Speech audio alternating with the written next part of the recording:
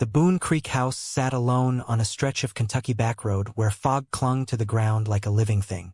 Locals spoke of it in low tones, warning outsiders not to wander too close. Its roof sagged like a tired man's shoulders, its shutters dangled crookedly, and its once white walls were stained with the dark streaks of weather and neglect. To most, it was just another decaying farmhouse swallowed by time. But to those who dared enter, it was something else entirely. It was in this house that one of the most disturbing encounters was recorded, the sighting of the pale child. The story began with a group of friends who thought the house would make for the perfect thrill. They went in expecting dust, spiders, and creaking floors. What they found was silence too heavy for any ruin, a silence that pressed down on their chests until their laughter withered into uneasy whispers. The air smelled of mold and copper, as though something beneath the floorboards had long since rotted away. Wallpaper peeled from the walls in long curls, hanging like torn skin. The friends spread out, their torch beams cutting through the dark, but no one dared wander too far from the group. And then, in the corner of the front parlor, one of them froze. There, by the shattered window, stood a child. At first, they thought it was just a trick of the moonlight, a reflection caught in the jagged glass. But the longer they looked, the clearer it became. A small figure with paper-white skin and hair so pale it seemed translucent. The child's eyes were wide and black, pools of void that reflected no light at all. Its face carried no expression, no warmth, only the cold vacancy of something that had forgotten what it meant to be alive. It did not move.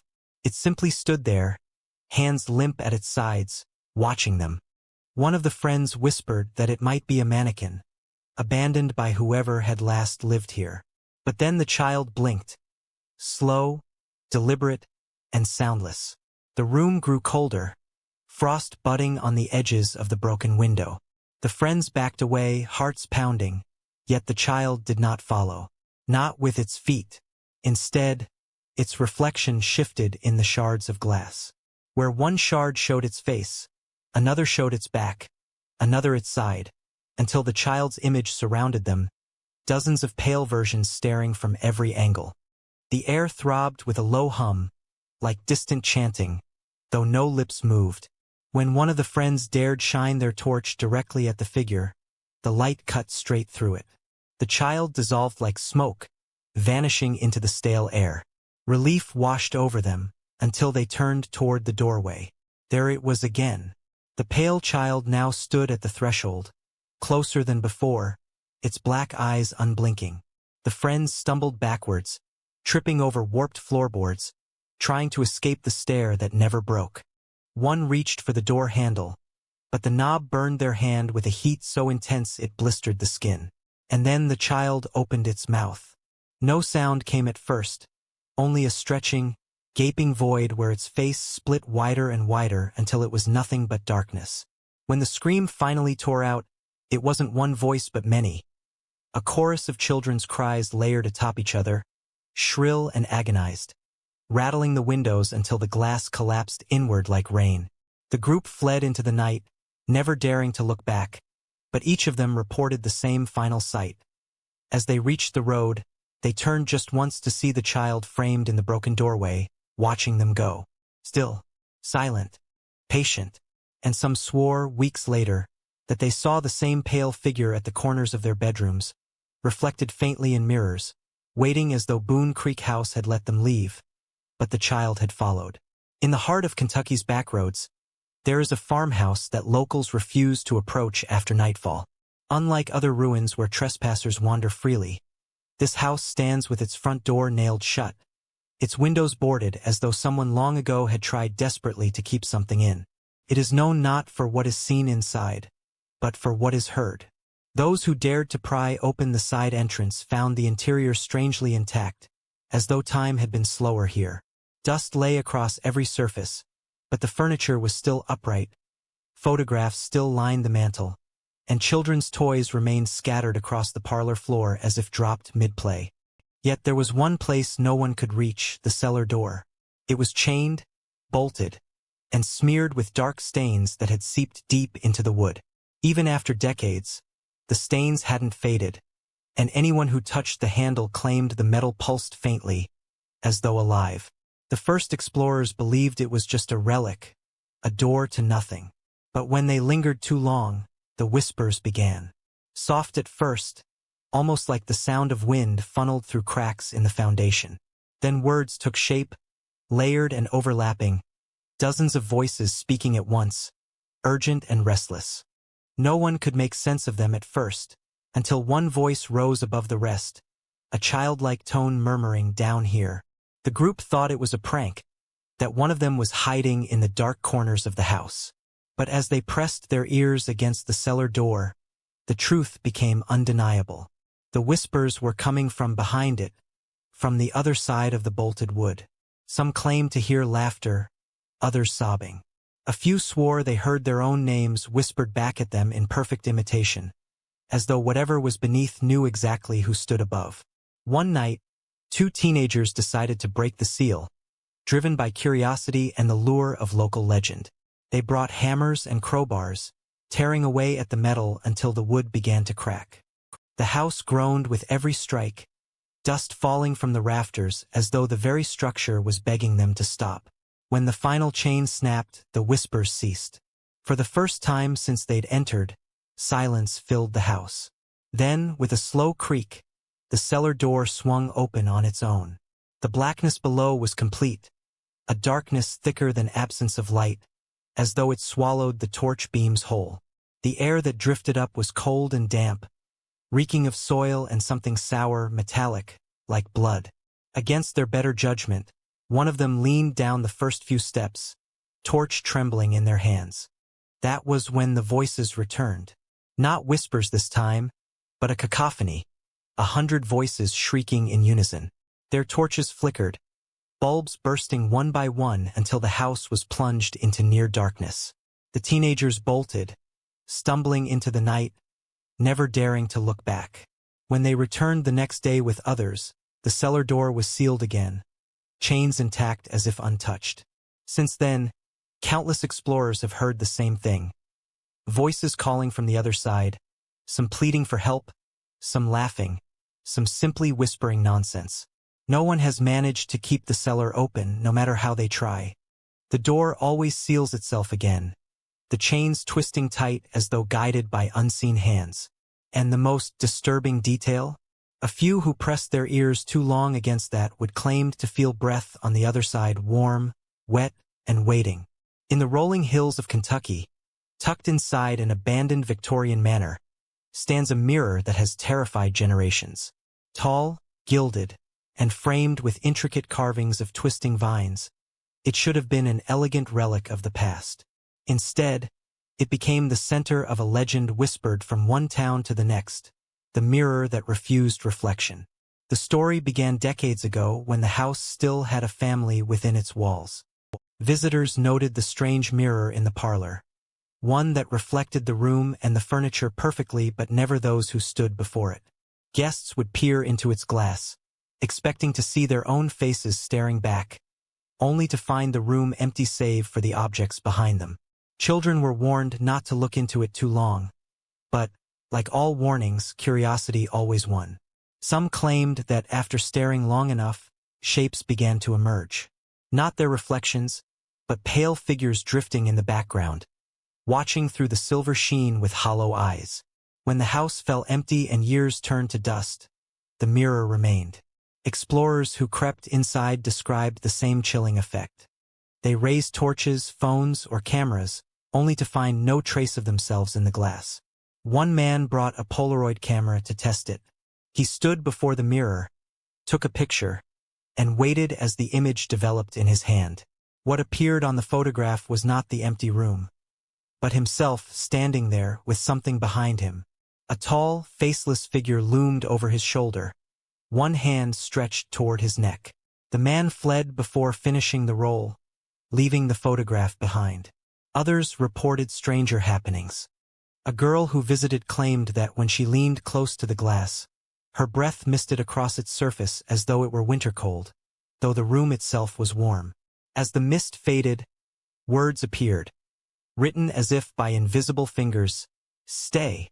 Some said the mirror did more than refuse reflection. It replaced it.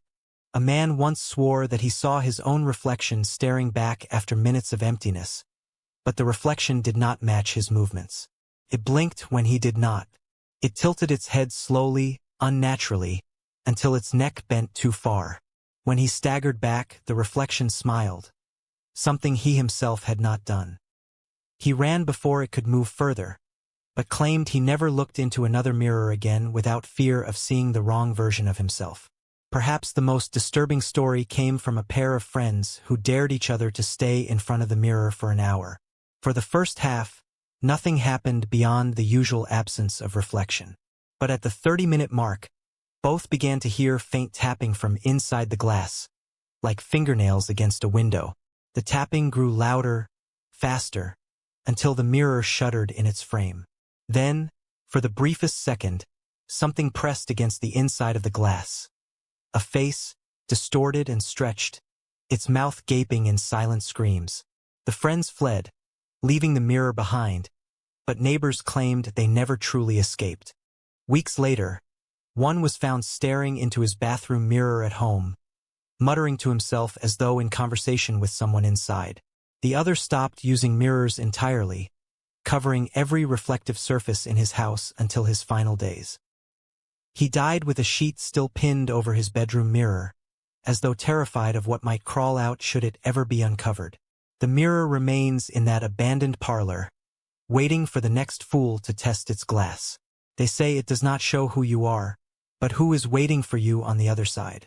Kentucky's hills are honeycombed with old coal mines, shafts that plunge deep into the earth where men once worked until the tunnels grew unstable and were abandoned. Near one such mine stands a house that no family has claimed for decades. Weathered and collapsing at its edges, it looks like any other ruin on the hillside. But those who step inside quickly realize why the place remains untouched. The screams that rise from beneath it. The house itself is unremarkable at first glance. A broken porch, walls sagging inward, furniture left to rot where it once stood. But beneath the floorboards, carved directly into the earth, lies a hidden shaft that connects to the collapsed tunnels below. Explorers who stumbled across it report hearing sounds no empty mine should produce. The first was a group of locals in the 1970s, boys daring each other to spend the night inside. They brought torches and sleeping bags, laughing at the warnings they had heard. For hours, nothing happened beyond the creak of the old house and the chirping of insects outside. But at midnight the laughter stopped. From the floor beneath them came a scream. It was not the echo of collapsing stone, nor the howl of the wind. It was human, raw, anguished, echoing up through the boards as though someone was trapped far below. The boys froze, listening. Another scream followed, then another, a chorus of voices howling in torment. They could hear fists pounding against stone, nails dragging against walls, cries for help that grew louder and louder until they shook the beams of the house. Terrified, the boys ran, vowing never to return. But word spread quickly, and others came, determined to hear it for themselves. And they did. Over and over, countless visitors reported the same experience. Blood-curdling screams rising from the mine as if dozens of workers were still buried alive, clawing at the earth for escape. What unsettled them most was the detail. The voices were not distant echoes. They were near, pressed right beneath the floorboards, as if the earth itself had only thinned enough to separate the living from the damned. Some claimed they could even feel heat radiating up through the cracks, as though the fires of the mine still burned below. In one particularly chilling account, a woman placed her ear directly to the wooden floor, trying to make out the words among the screams. She reported hearing a man's voice, calm, deliberate, unlike the others. It whispered a single phrase over and over, "We are not alone down here." The house remains standing, though no one dares live within its walls. Miners who once worked the nearby shafts refused to approach it, muttering that the screams were not only of men but of something else, something they disturbed when they dug too deep into the earth. Even today, on certain nights when the wind stills and the hills fall silent, travelers swear they can hear it. The wails of the trapped, clawing at the ground below that cursed house, crying out with voices that will never die. Among Kentucky's forgotten backroads stands a house once owned by a craftsman known locally as the dollmaker. The man was skilled, his dolls famed for their lifelike detail. So lifelike, in fact, that children often refused to sleep with them in their rooms. Their glass eyes seemed too watchful, their porcelain lips too close to moving. When the dollmaker vanished one winter without a trace, his home was abandoned, but his creations remained. And with them, the whispers of something far darker. Those brave enough to enter the house describe shelves upon shelves of dolls, each one staring blankly into the gloom. Some sit neatly dressed in faded gowns. Others lie broken in corners, limbs twisted, faces cracked. But all share the same unsettling quality. Their eyes seem to follow. No matter where you stand, dozens of unblinking gazes track your every move. Explorers often leave quickly, unnerved by the silence of the place. Yet the ones who stayed longer told of something worse. It began with small movements. A doll's head tilted when no one touched it. A hand shifted slightly on a lap. At first, the visitors doubted themselves, blaming nerves and shadows. But soon the changes became undeniable. Entire dolls had shifted positions between rooms. One man swore that when he turned back toward the shelf, an empty spot stared back at him where a doll had been seconds before. The missing doll later reappeared at the doorway, sitting upright as though it had been waiting. Locals spoke of a rumor that the dollmaker's craft had gone beyond wood and porcelain. They said he became obsessed with capturing not just appearance but essence, trying to bind life itself into his work. When his neighbors noticed families going missing, whispers grew louder. No one ever proved what happened, but when the house was finally searched, there were no bodies. Only dolls. Too many dolls. The most chilling tale came from a pair of travelers who filmed their exploration. Their camera captured shelves of dolls, the lens focusing on one with an especially cracked face. Its mouth was slightly ajar, teeth oddly sharp for porcelain. As the camera zoomed closer, the doll's lips parted just enough to whisper one word: "Stay." The footage ended abruptly, the camera later found on the porch. The travelers themselves were never seen again. Even today, those who pass by claim to hear faint tapping against the windows, as if dozens of tiny hands press against the glass, begging to be let out. The dolls sit in silence, waiting, their painted smiles unchanged. And though the dollmaker has long since vanished, it feels as though his creations have not forgotten his obsession. They are still searching for life, for movement, for someone to take their place among the shelves. If you ever find yourself near that lonely road, and you see a pale face staring from behind a window curtain, pray it belongs to a person. Because in the dollmaker's house, not all eyes belong to the living. There is a farmhouse on the outskirts of a small Kentucky town where no one stays after dark. Not because of what happens inside, but because of what comes to the door. For decades, families moved in with hope, only to flee within weeks, all claiming the same encounter. The woman who knocked at midnight. The stories are eerily consistent. The first night passes quietly, the second too. But always by the third or fourth, the knock begins. Soft at first, 3 slow raps against the front door. When residents open it, no one is there. The field outside stretches empty beneath the moonlight, the road silent and still. Yet the knocking returns the next night, louder, closer, insistent. Some ignored it, pressing pillows to their ears, but the sound seemed to seep through the walls, rattling the windows, shaking the very frame of the house.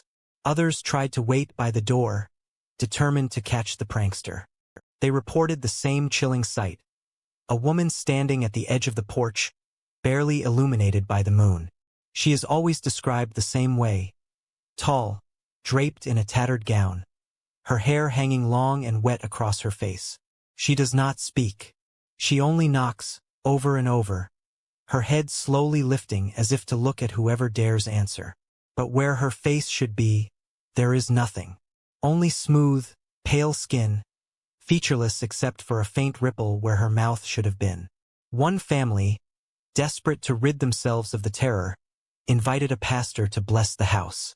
On the night of the blessing, they waited together in the parlor, lights dim, prayers whispered. At midnight the knock came. The pastor opened the door, Bible in hand, and demanded the spirit leave. The woman stood closer this time, her featureless face turned toward him. Instead of fleeing, she raised her hand and knocked once against his chest.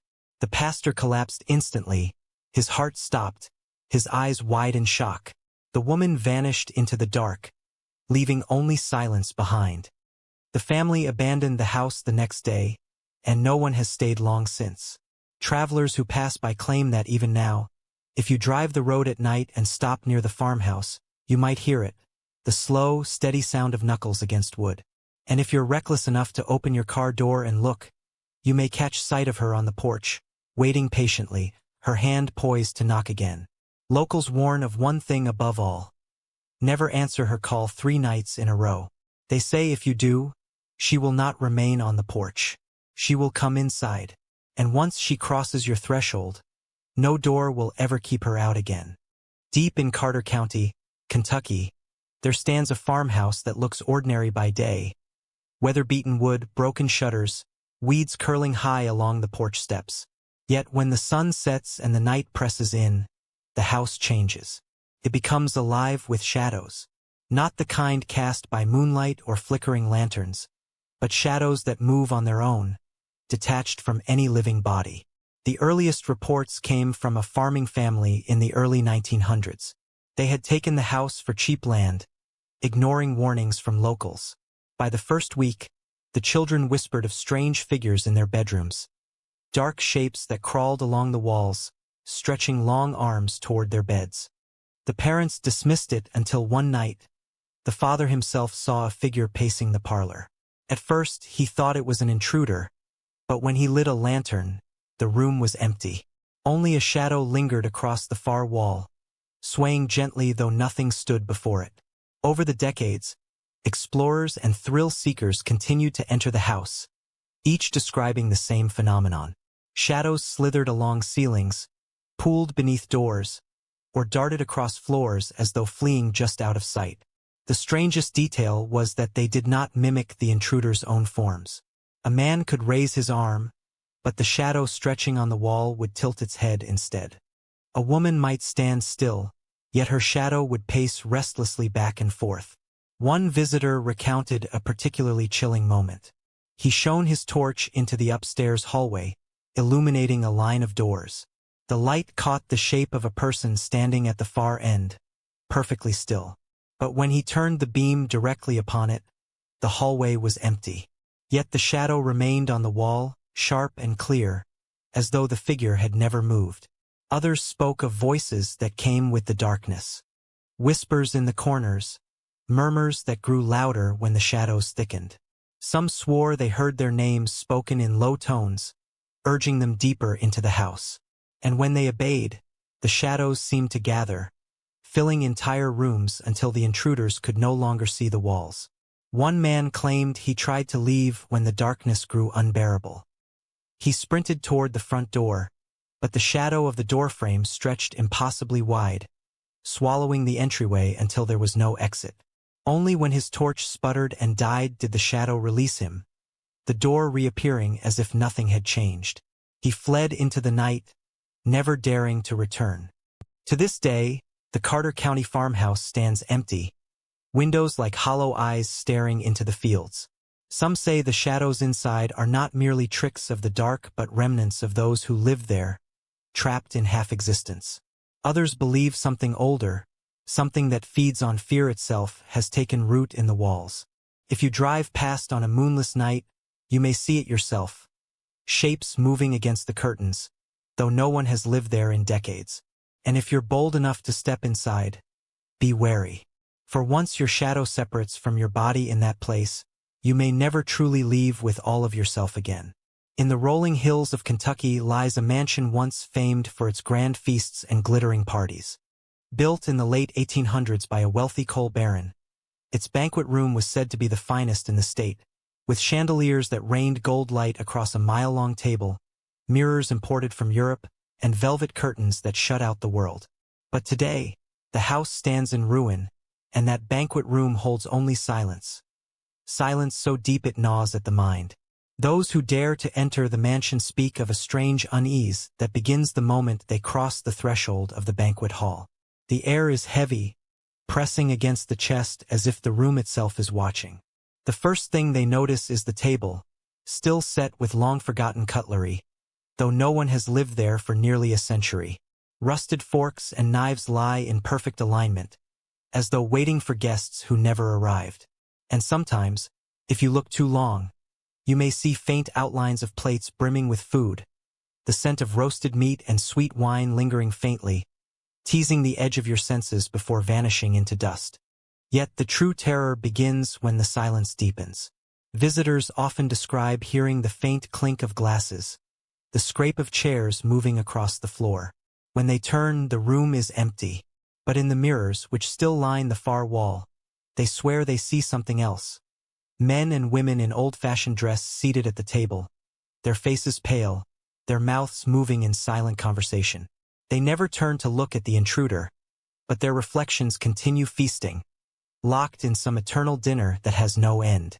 One traveler left behind a diary describing his night inside. He sat in the room, determined to uncover the truth.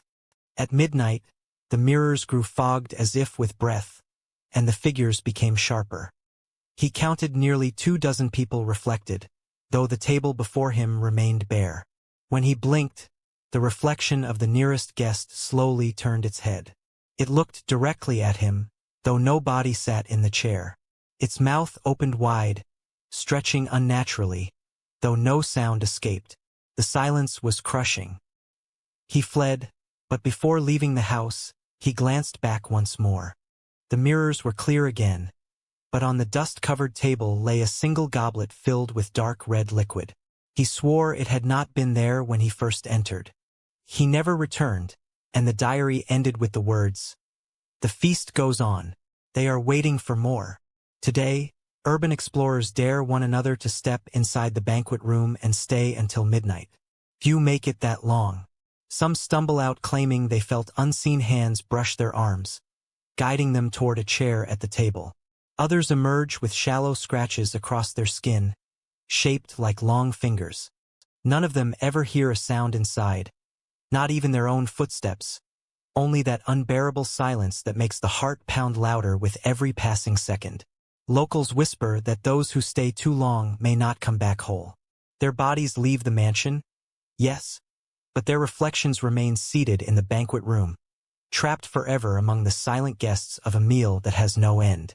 In a quiet town in Madison County, Kentucky, there stands an abandoned boarding house where travelers once rested during long journeys. The building is rotting now, its roof sagging and its floors warped by rain, but one mark within its walls has never vanished. A single handprint, pressed deep into the wood, darker than time itself, as though burned into the grain. The story behind it has been whispered for more than a century. In the late 1800s, a young woman checked into the house during a thunderstorm. She never checked out.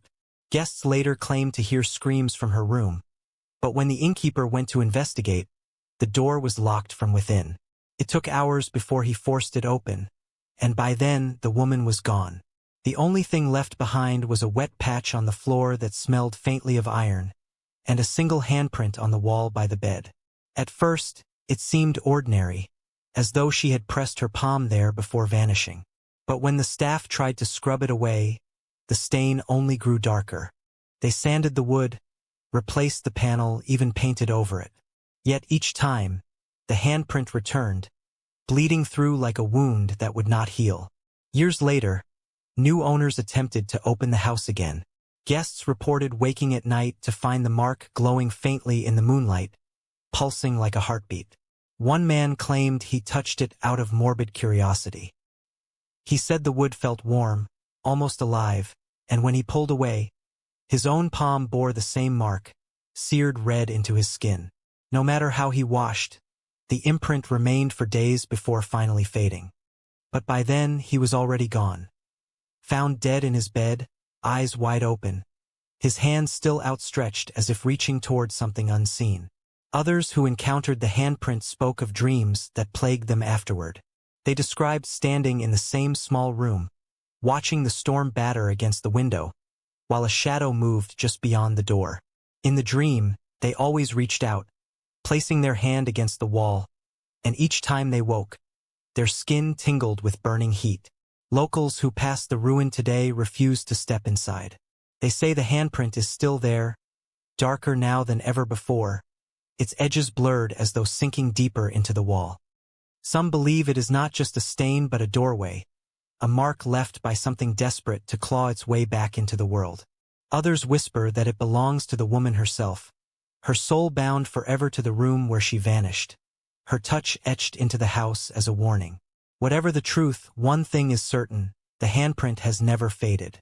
And for those who have dared to stand before it, pressing their own palm against its outline, many believe it is not the house that remembers them, but the hand itself, waiting for the next to join its endless mark. On the winding back roads of Kentucky, far from the highways and streetlights, there stands a house that is spoken of only in whispers. Its name changes from town to town, but the warning is always the same. Never go inside. They call it the last house, not because it is the final one on the road, but because for many, it is the last house they ever see. From the outside, it looks deceptively ordinary. Weathered clapboard walls lean beneath a rusted roof, windows clouded with years of dust, the porch sagging into the earth. By daylight, it might seem like any other abandoned home dotting the countryside. But at night, travelers who have lost their way on the hollow road say the house seems to find them. Its silhouette rises from the dark suddenly, as if it were never there before, lantern light glowing faintly in a window, though no one has lived there for decades. Those few who dared to step inside describe the same thing. Silence so deep it swallows sound, and rooms that stretch too far, as though the house is larger on the inside than it should be. Some spoke of hallways that loop endlessly, returning them to the same place no matter how far they walked. Others swore they heard footsteps behind them, always just out of sight, matching their own pace. One explorer, a local thrill-seeker, left a recording before he disappeared. His voice trembled as he described a staircase that seemed to descend into the earth, further and further, until the air grew damp and foul. He claimed the walls were covered in scratches, desperate claw marks that spiraled downward. His final words were a frantic whisper, "It's not a house, it's a mouth." The tape ended with a low groan, something between wood splintering and a growl from deep below. His body was never found. Others who entered have emerged, but changed. A farmer's son was discovered wandering the road at dawn, pale and silent, his fingernails torn and bloodied as though he had been clawing at something in the dark. He never spoke again, but when his mother tried to comfort him, he raised his head and she swore she saw someone else staring back through his eyes. Locals say the house shifts. Some nights it appears at the bend of the hollow road, other times deeper in the woods. They claim it is not built upon the land but anchored to something beneath it, something old and hungry. To step across its threshold is to offer yourself willingly, and once you do, no one can save you. The warning is clear. If you ever find yourself driving through the backwoods of Kentucky and see a house glowing faintly against the night, do not stop. Do not look at it too long. And above all, never step inside. For those who do are swallowed whole, their names fading from memory, their souls trapped in a place that was never meant for the living. It is called the last house for a reason, because for those who enter, there is no house after it. No road, no return, only darkness, eternal and waiting.